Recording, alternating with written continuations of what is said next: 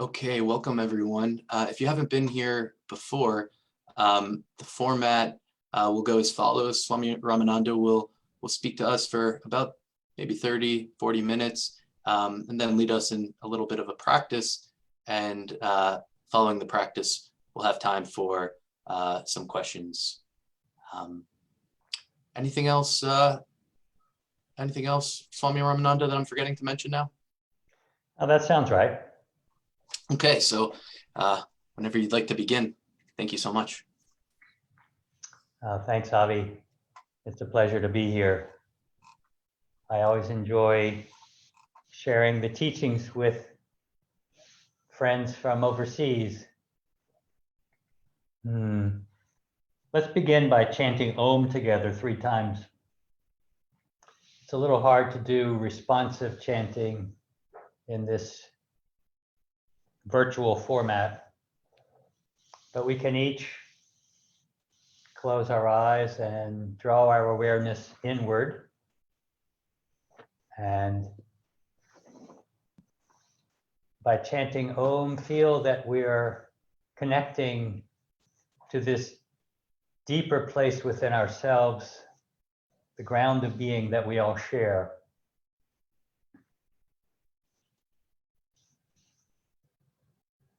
Inhale.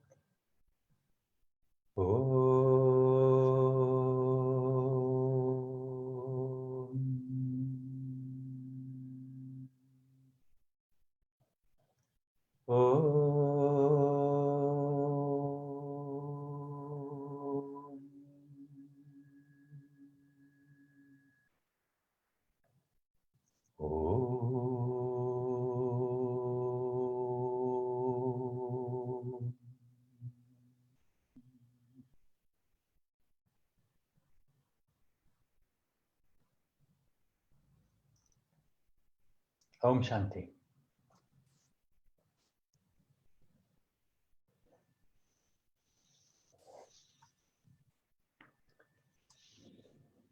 So in these last weeks, I've been studying Raja Yoga along with a group in New York City. And that's influenced a lot the way I'm thinking about this time period that we're living in and the challenges that we face. In a way, we can say that our yoga practice is intended to help us free ourselves from all the influence of the world around us by connecting to a deeper place within. And in that place, that spiritual consciousness that we can awaken to find there the source of our stability. That stable ground, that anchored place that allows us to be steady as the challenges come and go, as the external world around us moves and changes. Something unchanging within us keeps us anchored. And it's particularly difficult in a time like this when there are threats to our well-being, when there's the loss of loved ones, when there are many people suffering, when the environment itself becomes a threat to us and we have to stay away from interacting with each other. These are very strong challenges. And one of the primary ways that yoga recommends that we build up this capacity to remain stable in the face of challenges is through the pranic system, is through building up the pranic body. In a way, the whole spiritual path is an attempt to develop enough very refined energy, enough clarity in the mind that we can consciously disengage ourselves from all the movement of thought, all the limited ideas, the ways that we define ourselves, draw a circle around ourselves and say, this is me, separate from everyone else. It takes a very refined awareness, a heightened energy to have that kind of clarity, that kind of discrimination.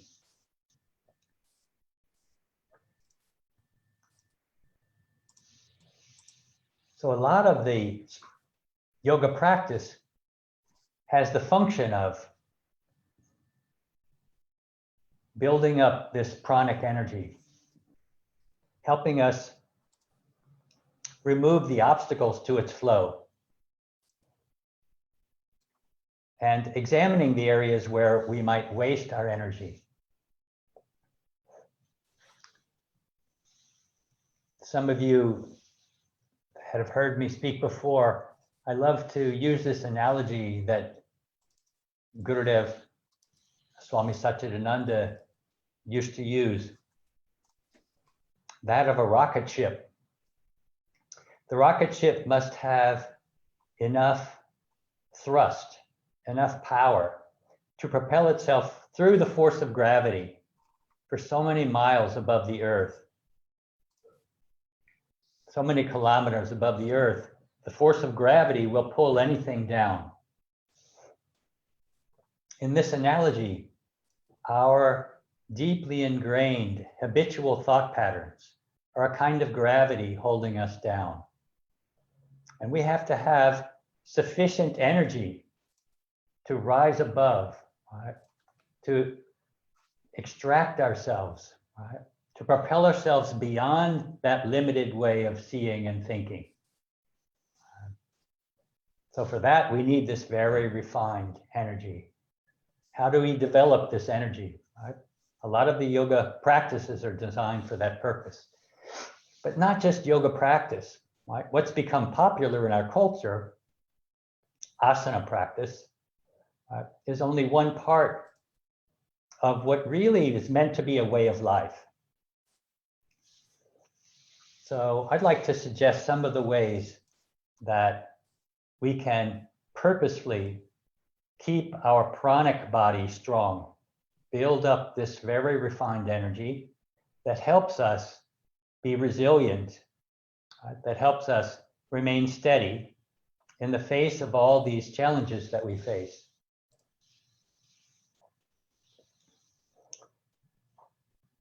Some of the practices that everyone's probably very familiar with in this gathering is the practice of asana pranayama.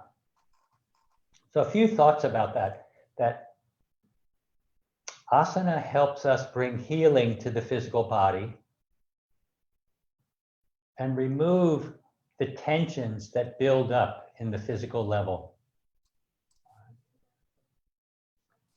Gurudev also summarized the goal of yoga, or the practice of yoga, as having an easeful body, a peaceful mind. An easeful body is a body free of tension. So much of what we do in our daily lives can create tension in the body. Right?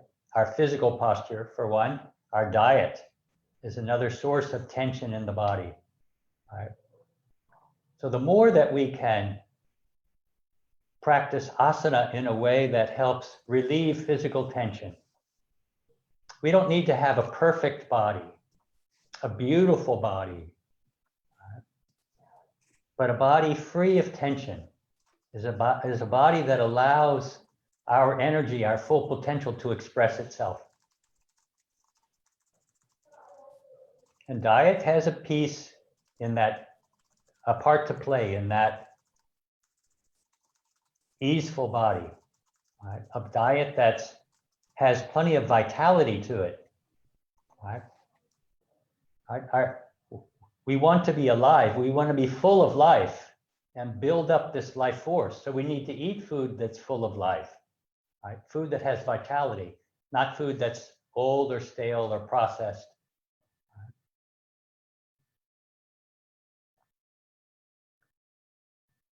We want food that's sattvic, that brings a balanced energy, that's easy to digest, that doesn't drain our energy.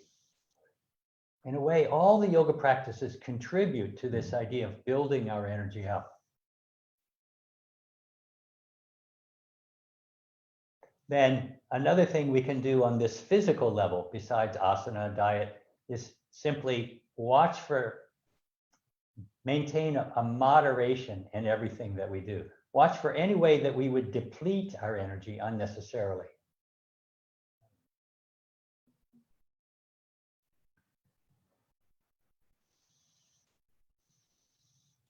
There are so many things that we do out of habit or influenced by our culture or out of obsessive worry that don't really contribute to our well-being, that diminish our energy.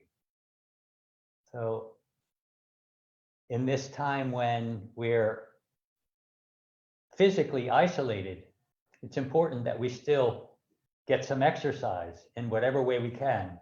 If it's some exercise regime that we can do indoors, or if we can get outdoors and do some physical exercise, that's also an important part of keeping the body in good shape and freeing ourselves from building up tension. Getting enough sleep is also important. And when the mind is struggling with the threat of this virus and the emotional challenges that we face, especially those of us who are losing loved ones or know people who are suffering, that takes an emotional toll on us. So we need to take care of the body by making sure that we get adequate rest. And for me, Yoga Nidra is a great practice.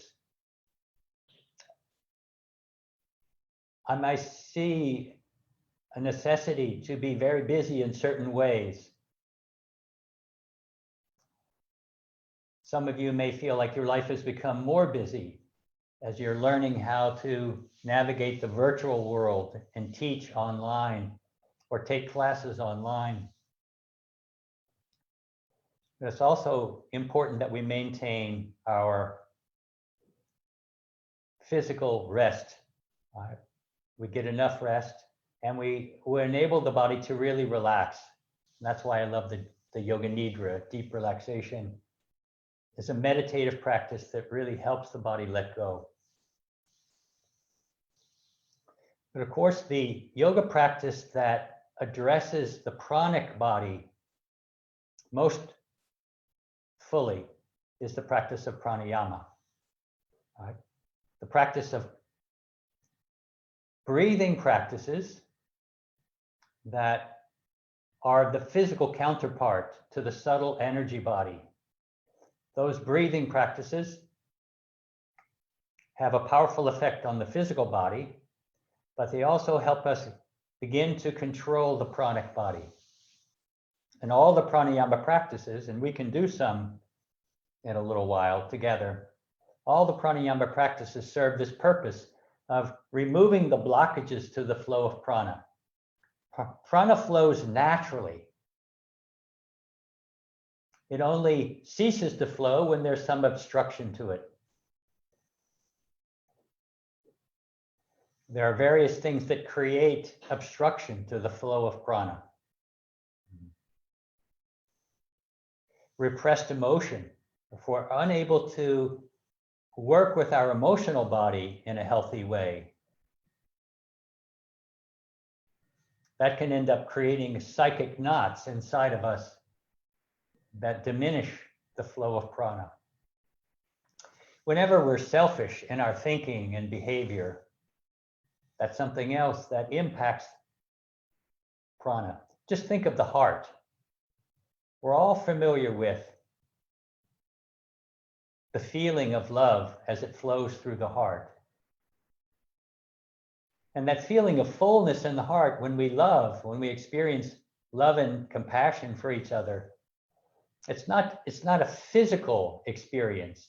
You can almost feel it physically. We say my heart aches. but we're referring to something that's happening in the pranic level, on the level of the chakras, in the heart chakra. And we feel this physical expression of what's happening in the pranic level whenever we feel the heart full of love, or the heart hurting. To protect ourselves, we may build armor around the heart and prevent the flow of love and compassion by protecting ourselves.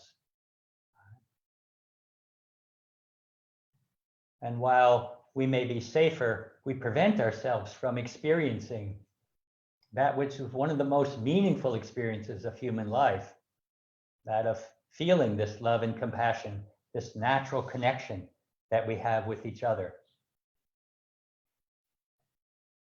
So pranayama practice is one way to build up prana, but it's our lifestyle that will help us also examine the ways that we obstruct the flow of that prana.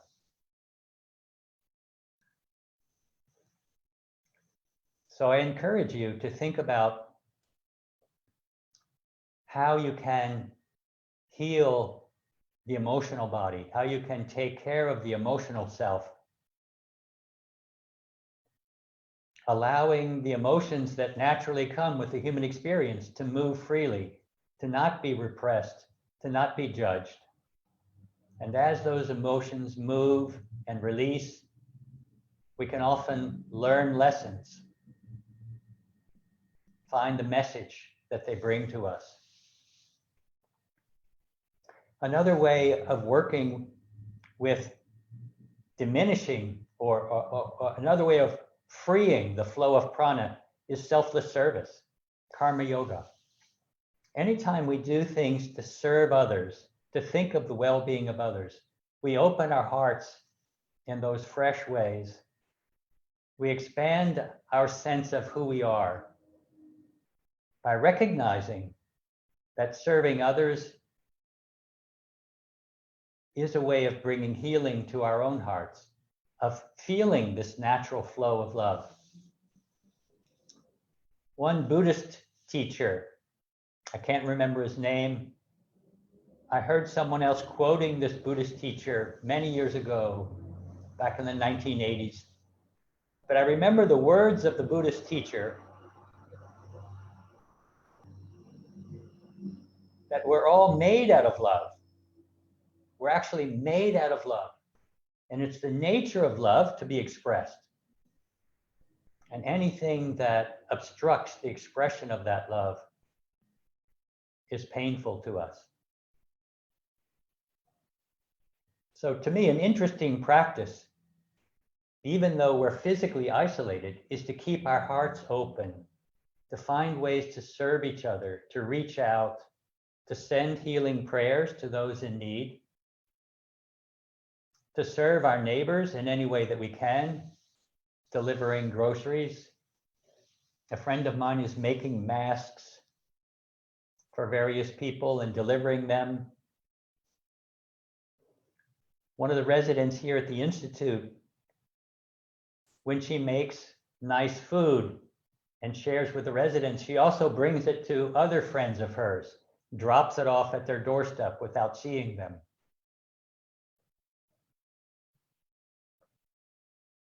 Swami Divyananda, who's staying here with us in San Francisco right now, she initiated a time here in the evening, 9 p.m., when whoever can, amongst the residents, there are 8 of us living here, whoever can, we gather and chant Triambakam mantras as a way of sending healing, peaceful energy outward. It's a beautiful example of how doing something to serve others is a service to our own hearts, helps us remove the obstacles to the flow of prana and build up that prana. In Gurudev's commentary, Swami Satchidananda's commentary on the Yoga Sutras, he talks about the pranic body and how we can build up the pranic body into this very potent, refined energy called ojas, O-J-A-S in English, ojas. And ojas is this form of subtle energy that becomes like a bank account for us. When our energy is built up and stored, we're strengthened, we have this resilience, we have this capacity to face challenges without so easily being overwhelmed by them. We have more immunity, right? This ojas is more or less the same thing as building up a strong immune system. We have the strong health to easily resist the influences of the world around us, both physical and energetic. When you have enough resistance, enough strength, both in the body and in the mind, you can withstand the influence of many things around you, including a physical virus, but also including the energies of people around you that are unhealthy. You can practice what Swami Satchidananda encouraged us to understand as 4 locks and keys. You have the ability to see that when someone else's behavior is hurtful, you need not be swept away in anger or have revengeful thoughts. It's possible to look deeply into someone whose behavior is hurtful and understand that they're suffering in some way and long for them to suffer less. So we can build up this kind of capacity to have a powerful awareness of what's happening around us and what's happening inside of us, and know how to respond to life in more skillful ways. This is this ojas, this bank account of energy that we build up that supports us in all the levels of our being.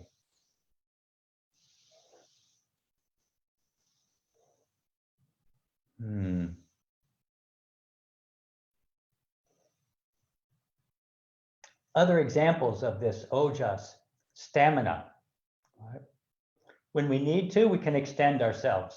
When we need to, we can miss a good night's sleep a few times. Right? We can extend ourselves, reach out, and rise to an occasion when we need to, without losing our balance. So in a time like this, when there are moments that may be more challenging, it's important to build up this kind of stamina,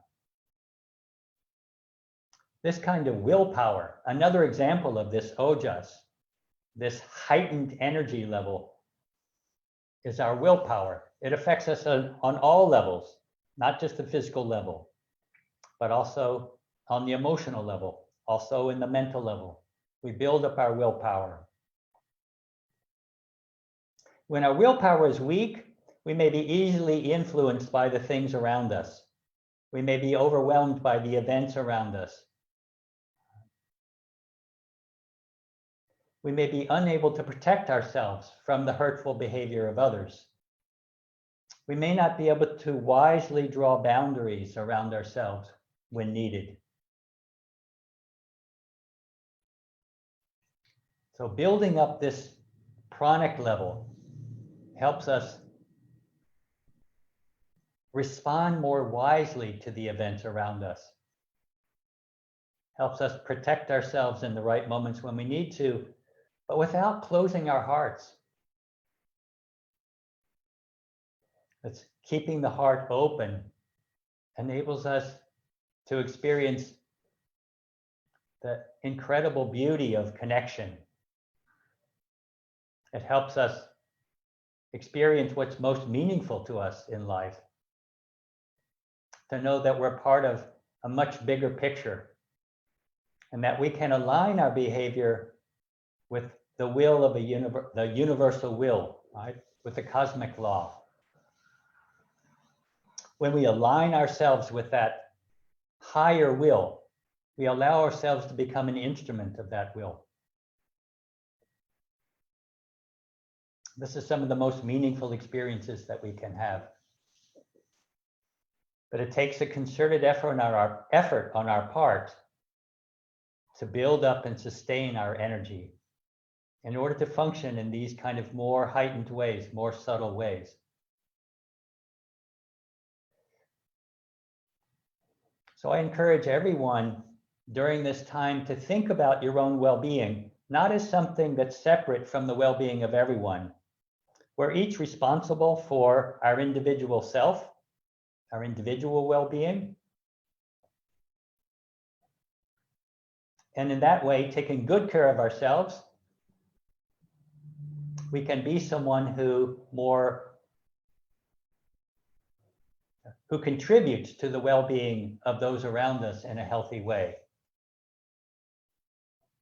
We can be someone who keeps our hearts open, who contributes healthy, uplifting thoughts to the collective consciousness around us. One more practice I want to touch on that I think is especially helpful in this time is the practice of mantra, the use of mantra. Mantra is a beautiful way to keep the emotional body uplifted, to engage the senses in a very active way. It may be difficult to do silent, inward, very subtle meditation. It's easier to engage the mind, perhaps, with mantras, sound vibration, to keep the mind focused in the present. And mantra is a beautiful way to do that, either by chanting out loud or even silent repetition of a mantra, japa yoga.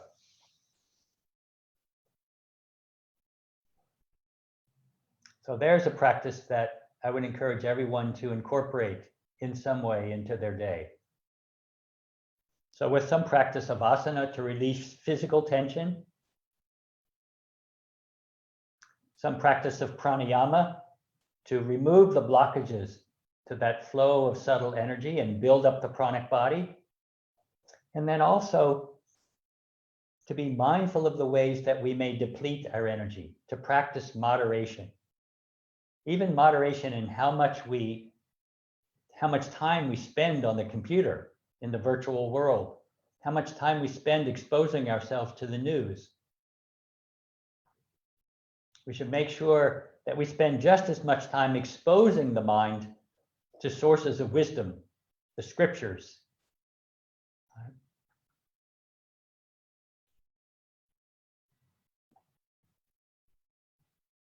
And then selfless service. If I think of the things that will support the buildup and sustaining of our heightened pranic level, some kind of service in whatever way that we can serve the world around us, even by making peace in our own hearts, is a service to the world. All of these things will help us build up and sustain this pranic level.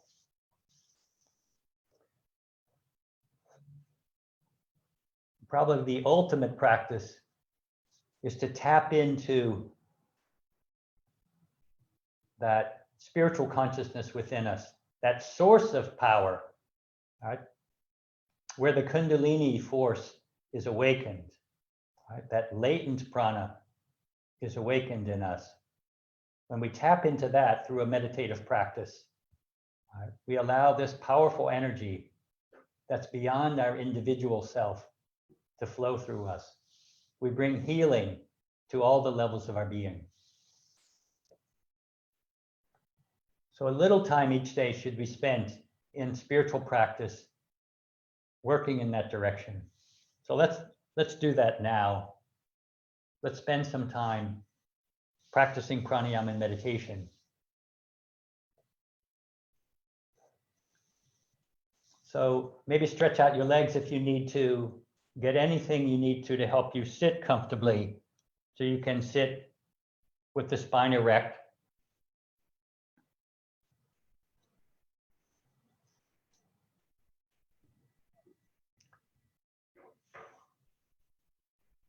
Ideally, we find not just a physical alignment, but an energetic alignment, where you can visualize the breath flowing up and down the spine,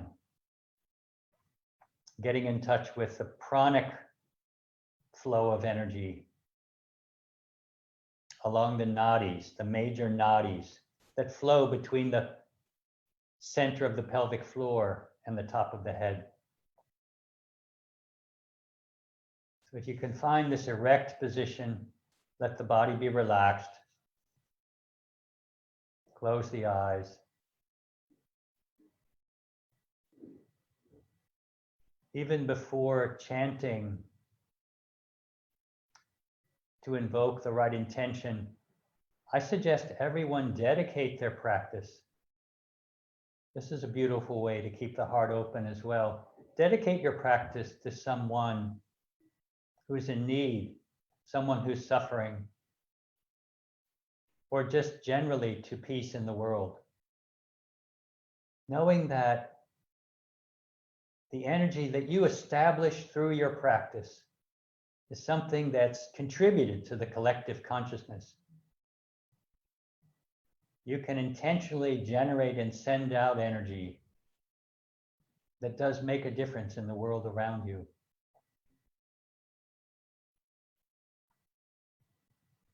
So I invite you to spend a moment dedicating your practice in some way to someone,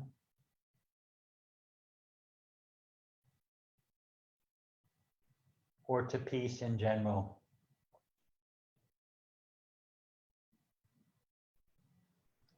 And then I'm going to chant one of the slokas that we often use as a way of invoking the spiritual self, touching, right?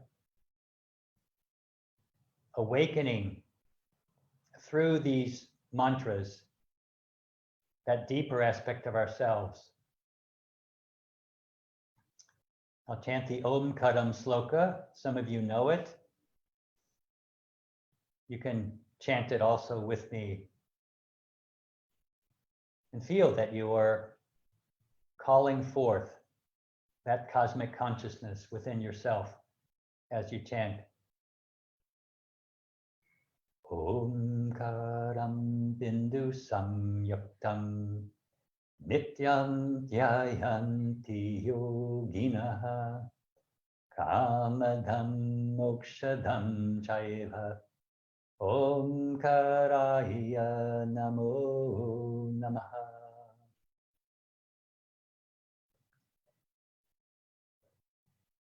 And let's practice Kapalabhati breathing, rapid abdominal breathing. Go at your own pace and set a pace for you that brings balance.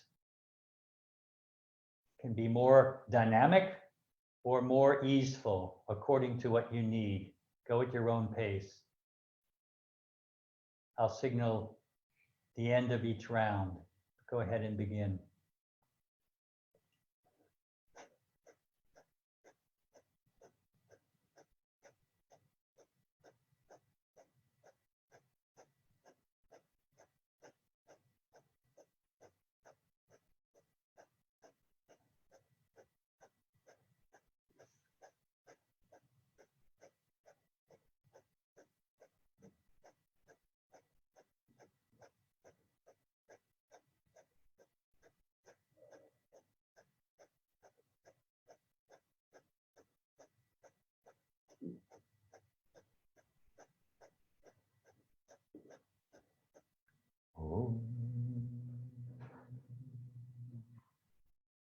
Exhale fully.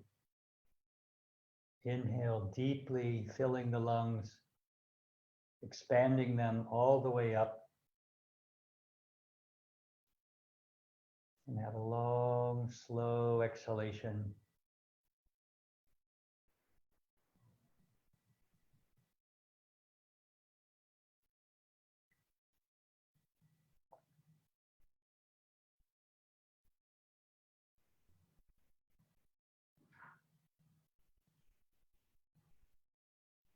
Relax the breath.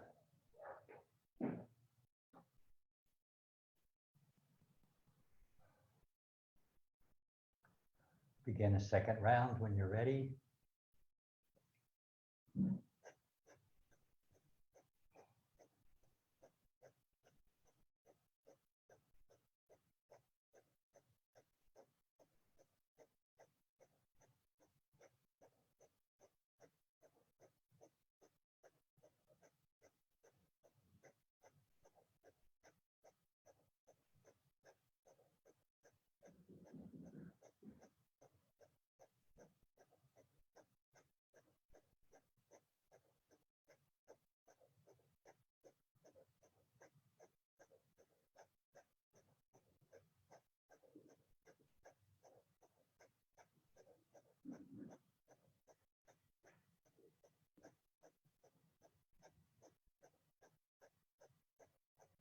Om.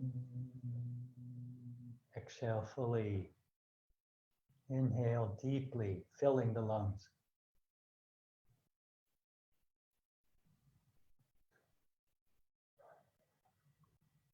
Exhale slowly, slowly.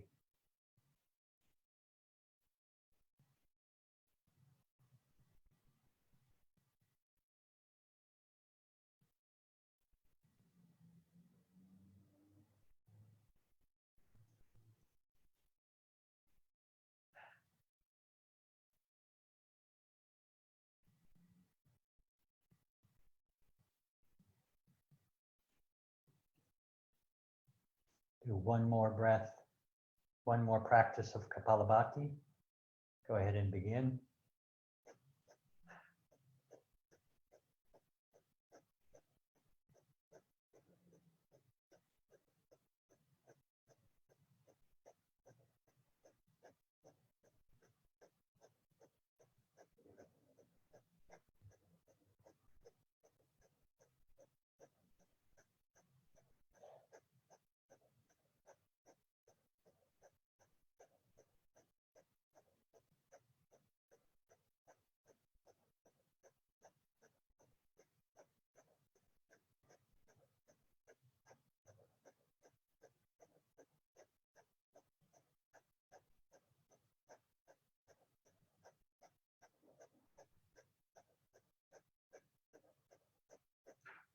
Om.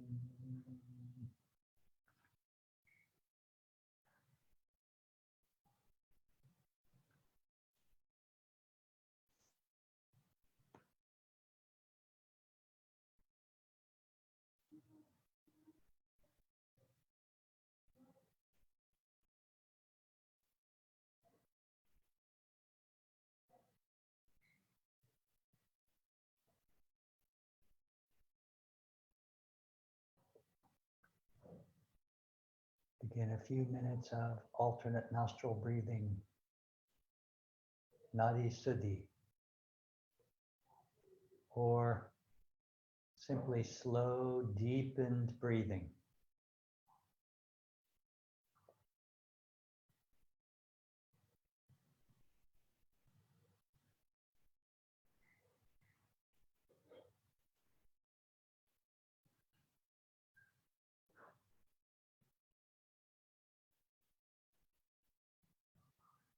You can deepen the breath by gently pulling in the abdomen to complete each exhalation, which allows for a deeper inhalation.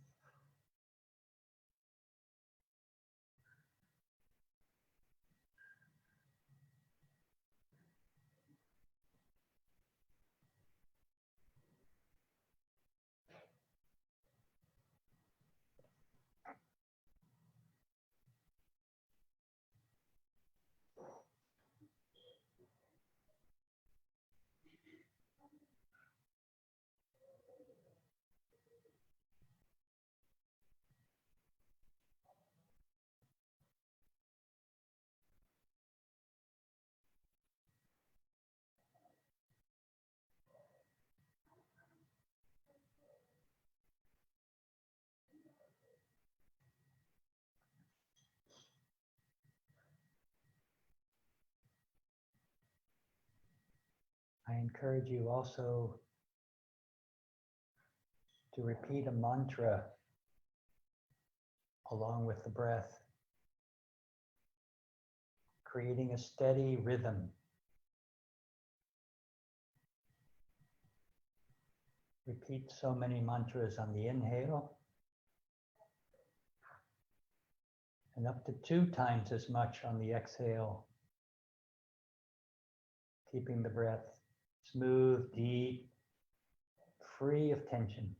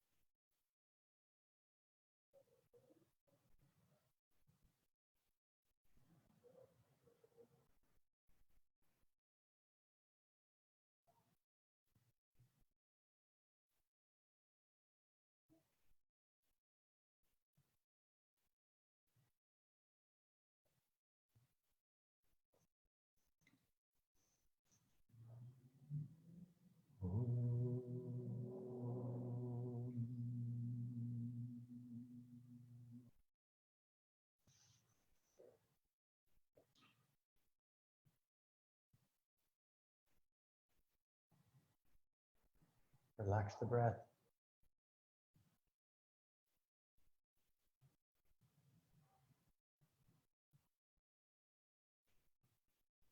And for a few minutes, make a conscious choice to rest the mind from all thinking by redirecting your attention to your one chosen focal point.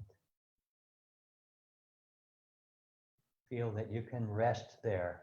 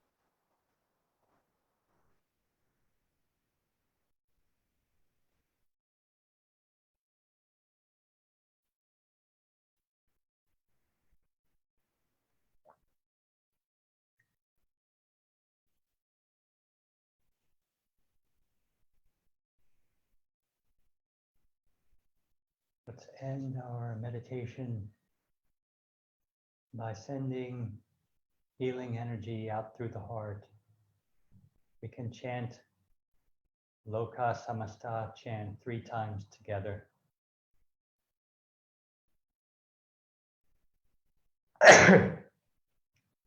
Just have this intention to generate peaceful energy inside yourself and feel that you send it outward. If you like, bring your hands together at the heart. Loka samasta sukino bhavantu. Loka samasta sukino bhavantu. Loka samasta sukino bhavantu. In English, may the entire universe be filled with peace and joy, love and light. And may that light of truth dispel all ignorance. Victory to that light. Jai Sri Satguru Maharaj Ki.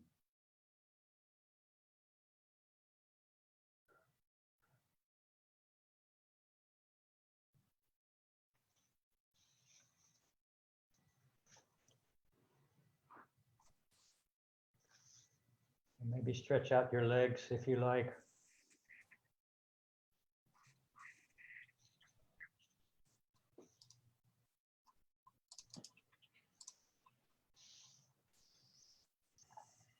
I'm happy to answer any question.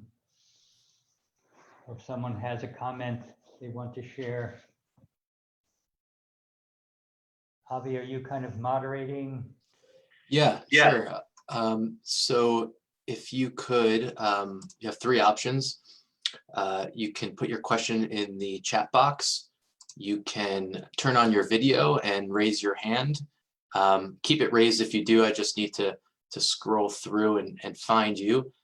Or when you click on participants, there should be an option, might be the 3 little dots that you can click on and raise a hand, virtual hand that puts a little hand symbol on your video, and then I can unmute you and you could ask your questions. So those are the options we have.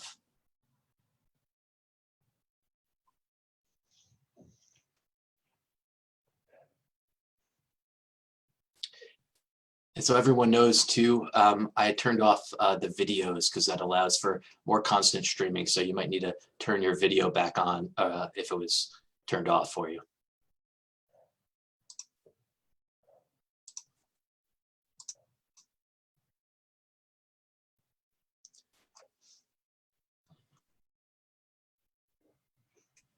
Thank you so much, Swami Ramananda, for this beautiful, special practice we can all connect with.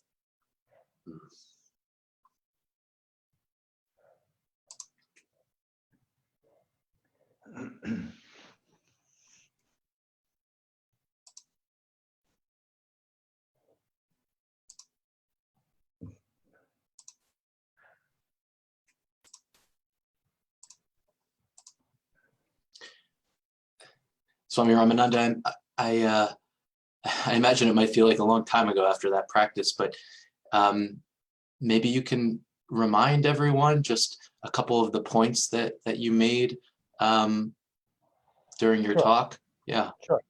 Sure. Yeah, I think it's probably a good idea, since I kind of wandered around here and there when I was speaking. I think the main point I'm trying to share with you is the importance of keeping our energy at a heightened level. That's really part of the whole lifestyle that yoga is intended to create for us. We can keep the physical body free of tension and in balance, get enough rest. The physical body free of tension enables us to breathe more fully. And the pranayama practices work more directly in building up the pranic body. We also can be attentive to the ways that we deplete our energy unnecessarily. Immoderation in anything is depleting for us. With regular practice of pranayama, with a healthy diet, we build up this storehouse of energy like a bank account that we can rely on when we need to, that keeps us strong, that builds stamina and resilience. But another aspect of keeping our energy flowing is keeping the heart open, refraining from judgment of others, ill will, and instead serving others in whatever way we can. These kind of practices build up the pranic body, help us be resistant to disturbance of any kind, including COVID virus,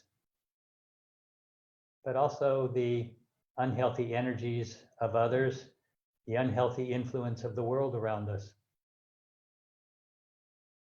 Many things that we have to surf above, many waves that we have to surf on in order to remain stable and true to our intention to live by spiritual values. I think those are some of the key things I wanted to convey.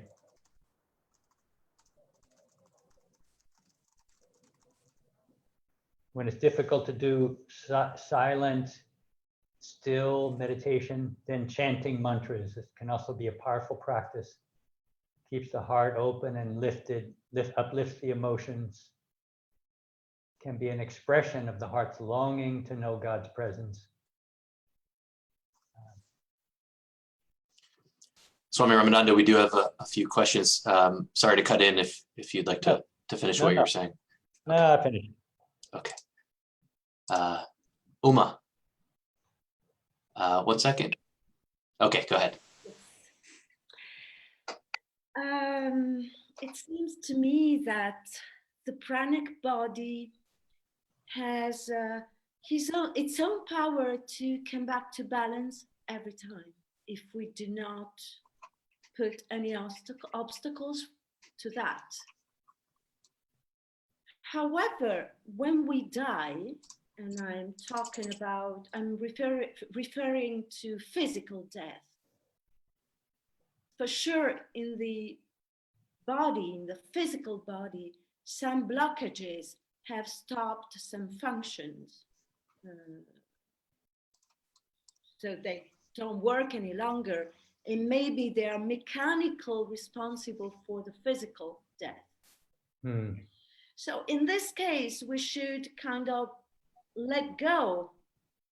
In order to die well, we should maybe let go of any effort to find a new, but to give prana to a process which is anyway natural.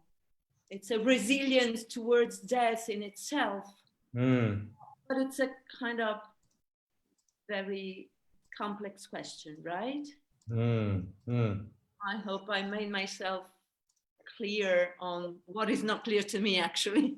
No, it's an interesting thing to think about, Uma. Great to see you, by the way. You're very small, but I see you. For sure, the body's natural tendency is to survive. So the body will do what it can to stay alive. It will fight to stay alive. But as the body's capacity to continue to be alive fades, then it does behoove us to accept that and to relax into that, so that mentally, emotionally, we don't resist that passage. We make it more easeful by, in a way, opening ourselves to this beautiful transition that we can take. It can be scary for the mind that considers that the end.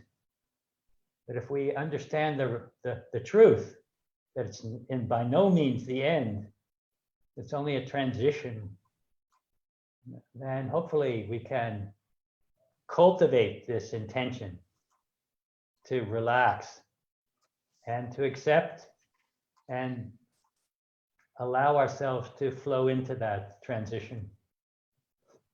The physical body will do what it does, but as it slowly gives out, unable to support life any longer, we can align ourselves, our will, right, our hearts with that passage. And that's what makes it easeful and peaceful. Right? They say that the sages know when they're leaving the body, and they have a certain way of placing their hands over the heart as they exit the body. That just shows that they're moving in harmony with that transition. I'm not sure that I exactly answer the question, but those are the thoughts that come to my mind. Thank you, Swamiji. Oh. Okay. Question from the chat. Fear is a big component of these times.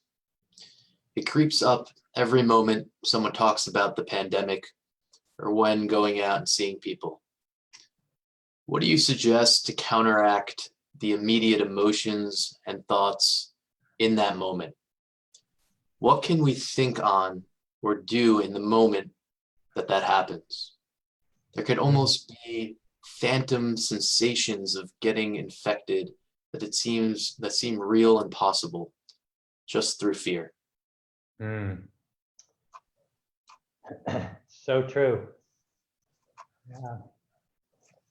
Gurudev Swami Satchidananda often talked about how people can die simply from fear, being convinced that they're dying or that they're harmed can be enough. He also gave a beautiful counterpart or antidote. Antidote is a better word. An antidote for fear is faith. Fear and faith. Many teachers would say they cannot go together. So one thing I find helpful is to remember that we can do everything possible to keep ourselves in perfect shape, eat a great healthy diet, and then get run over by a car, and then by chance some accident occurs. Ultimately, we're not in control of when we come and go on this earth. Uma brought up this question about our transition, our passage into the next lifetime.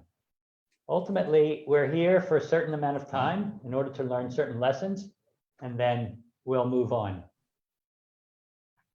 We'll learn lessons in another form.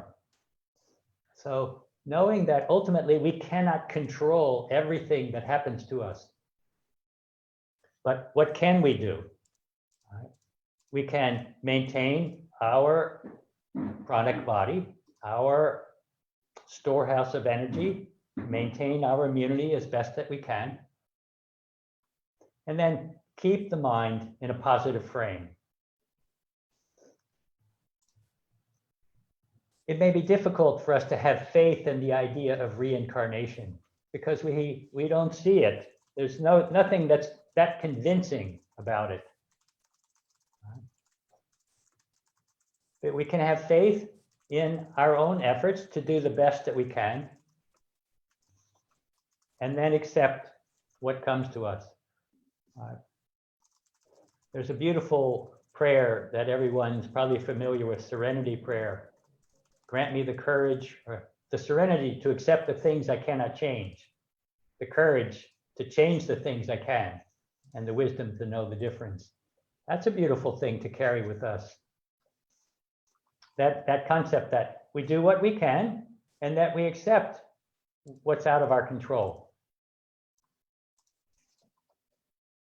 So, but I know that the questioner is asking, is there something specific we can do in these moments when fear arises? And what I really love practicing in those moments is the repetition of a mantra. Because I feel the mantra is my connection with my spiritual self. And the mantra itself is a practice of replacing fearful thinking with something that's healthier, that has a strong association with stability, with equanimity, right, with ease. If a mantra isn't something that's natural for you or that you find appropriate or beneficial, then some kind of affirmation, some way of shifting the mind from an unhealthy thought form and going down in that direction to a healthier thought form. That's a specific practice given in the Yoga Sutras called Pratyapaksha Bhavana. If you allow the mind to dwell on unhealthy thinking, obsessive, fearful thinking, you cultivate that energy, right? And you can lose yourself. You can dramatically affect the physical body, right? When that kind of thinking takes hold of you and sweeps away your mind and heart. So whenever you feel unhealthy thinking of any kind, but especially fearful thinking, replace it with healthier thoughts, either faith, prayer, if you believe in that, a mantra, or some kind of affirmation that reminds you of the truth, that reminds you that ultimately you cannot be harmed by anything. The real you cannot be harmed by anything. The real you can't be touched. And that ultimately we're in the hands of a higher power. The decision about when to come and go in this lifetime is not in our hands. So hopefully that's helpful. Use a mantra, an affirmation, anything that will help you keep the mind in a positive frame.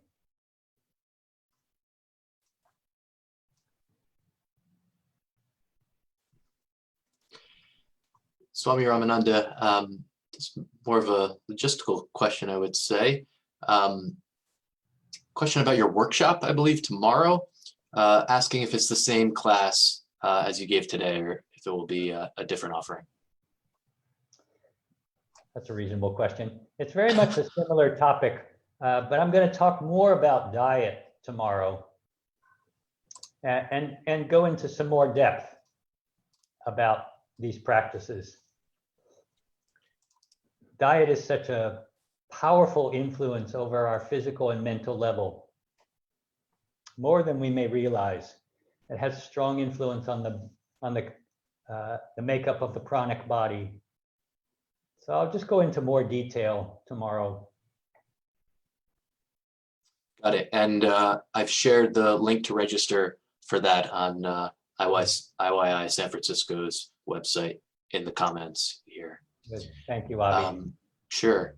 Okay, maybe time for one more question.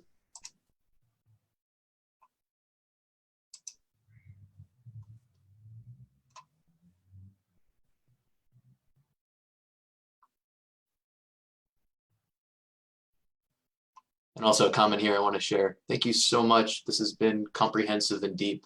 Looking forward to the recording so we can share with Sangha.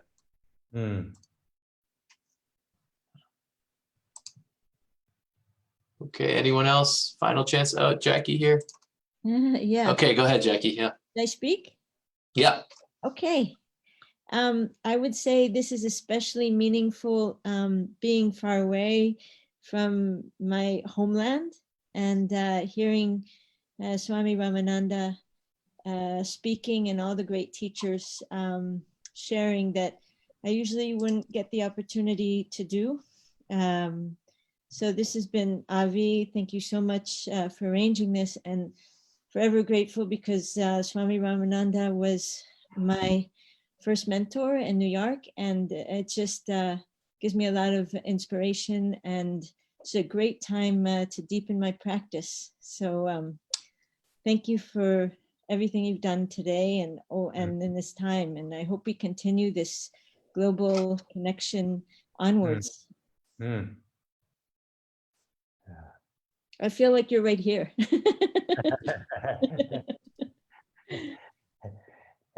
You know, it's interesting that we're connecting this way, but on the deepest level of our being, we are connected all the time, right? Beyond time zones, beyond geography, we are connected all the time.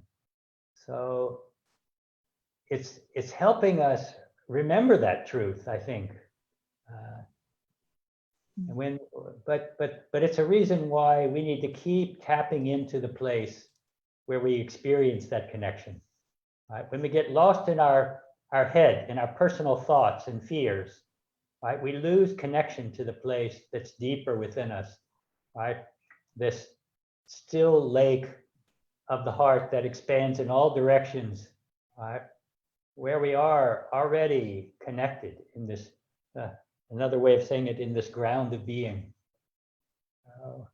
That's why we have to keep practicing again and again and again, a little more, a little, at least a few times every day, right, to feel that connection. And then do what we can during the day itself to foster that sense of connectedness by serving, praying for others, helping others in whatever way we can.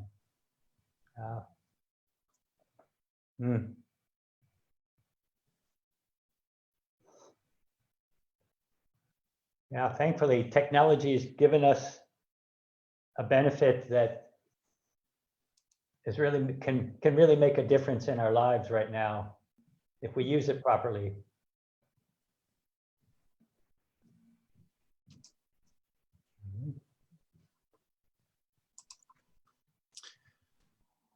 Okay, and if you would like to keep using technology, feel free to look at our daily schedule. I'll post the link for that in the comments as well. And then I also want to let everyone know that Mataji will be joining us next Friday, same time. And we're hoping to keep this going weekly, as many of you have requested for us to do. So that's our hope. Swami Ramananda, on behalf of everyone, so much gratitude for sharing your practice with us today. Great to see so many of you. I had to put on my reading glasses to read the names. It's all so small, but yeah, it's a pleasure to spend some time with you all and share a little bit of what I'm learning.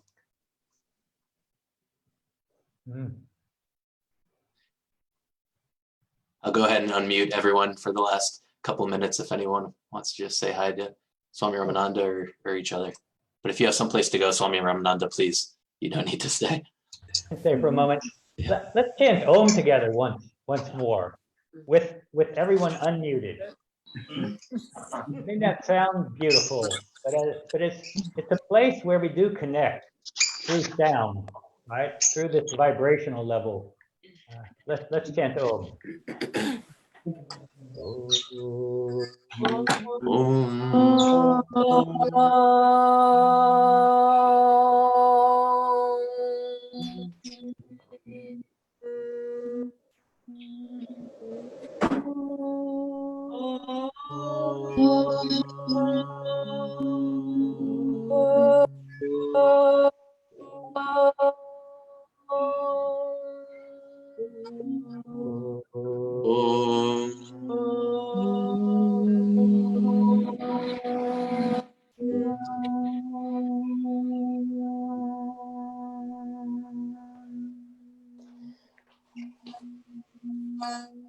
Shanti, Shanti, Shanti.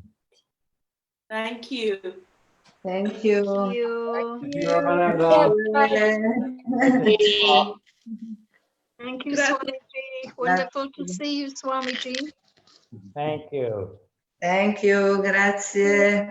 Thank you. Thank you. Thank you very much. Thank you. Bye-bye. Bye, Swami. Adios. Bye. See you soon. Bye. So nice. Bye bye, everybody. Ciao tutti. Ciao. Ciao a tutti. Ciao. Ciao a tutti. Ramananda. Sind wir? Ah ja. Hey. Auf. Hey.